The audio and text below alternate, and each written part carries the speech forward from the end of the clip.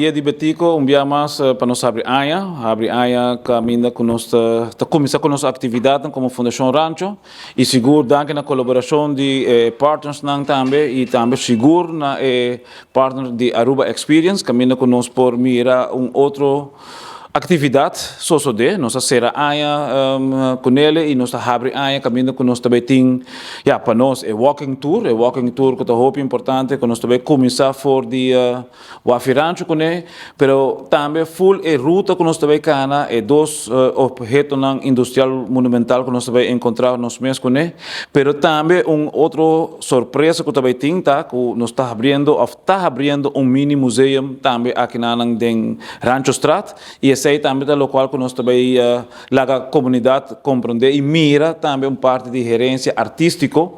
e seguro comida criollo caminho que nós temos nos foi lá que também dona toque especial de nós comida na criollo aqui na mês na Vestrat e sim lá for nós também temos a oportunidade também de experienciar honing de rancho e honing de rancho está obtível aqui também na Vestrat e seguro Oranjestad, caminho que também está abrir para o povo vir visitar tour caminho, para também tem diferentes atividades em área, museu arqueológico, aqui na Sacastecte Rancho, den Rancho Strat, número 12, 14. Assim aí tem diferentes atividades mais para mirar onde Aruba, dus Baja, bem Oranjestad, bem sim, tique mais de nossa gerência e assim compreender tique mais para que nós estamos celebrando 200 anos de Oranjestad. É importante tá que é dia que bota abre aya, vamos pôr de caso aqui se barra se carnaval, bota waco den dia aqui também bota den carnaval, dessa parte de boa gerência, boa cultura, boa informação histórica tá muito importante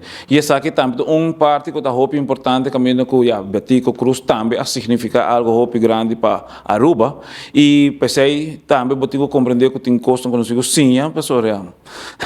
é parte de gerência tá algo muito importante e me quer se nós mesmos uma história, nós não por garantir a geração que também uma cultura estável e também uma cultura que caminha de inclusão também de tudo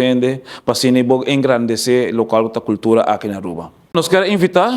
o Museu Arqueológico dia mais com exposição novo, exposição novo que está abrindo em Rancho Strat 12 e 14. Aqui nós temos para dar full contexto completo de que é a gerência, vou falar de gerência de esclavitud, vou falar de gerência de 200 anos de Oranjestad aqui na Stecte Rancho.